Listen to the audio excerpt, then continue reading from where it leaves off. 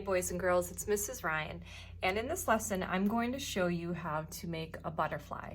And what you're going to need is to start off with is just some plain old paper and a pencil.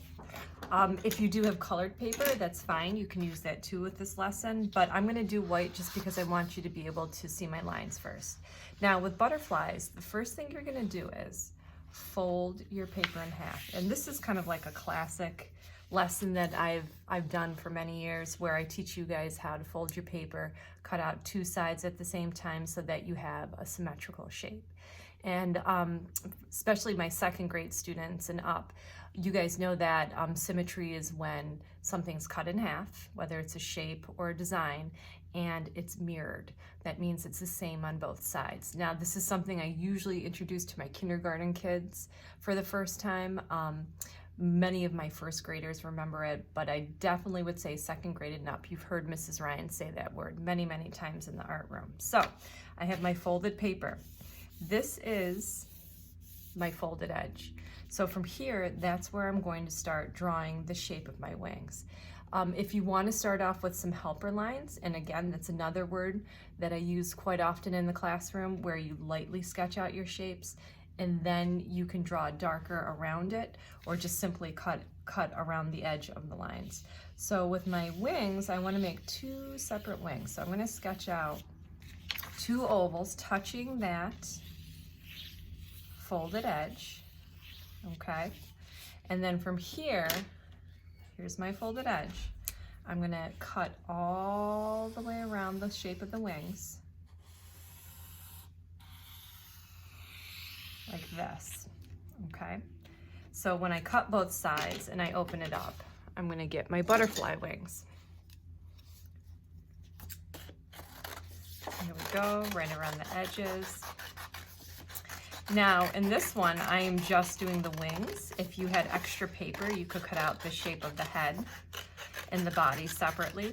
And I'm not too worried about these lines that I have sketched on the surface of the wings, because this can be the back of my artwork, so that when I open it up, I will have two symmetrical butterfly wings. In the next paper, I'm going to show you how I'm going to do the body plus the wings. So here's one with just wings. So I'm going to do the same thing, fold my paper in half.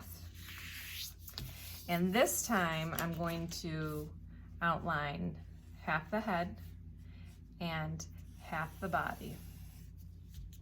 And then again, I'll do my wings, one, and then a bottom one, okay? So from here I'll have an attached body to my butterfly. Remember, with cutting, always turn your paper. Makes it a lot easier instead of forcing the paper, because then usually what happens is the paper will end up tearing. So I'm going to get to the head. This is kind of a tricky part here.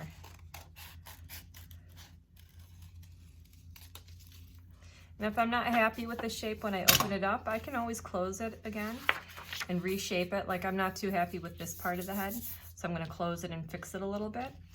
So I'll take this, reshape that head a little bit until I'm happy with it. And here we go. Here's my butterfly. So in the next part of the video, I'm going to show you how I'm going to decorate it. So of course, if you have crayons or colored pencils or markers, even paint, you can use that to decorate your butterfly, but just keep in mind, because most butterflies are symmetrical on both sides. So if I put a circle here, I'm going to repeat it and mirror it over here. Same with down here. If I do like stripes, I would mirror it on the other side. So let's see what we're going to do.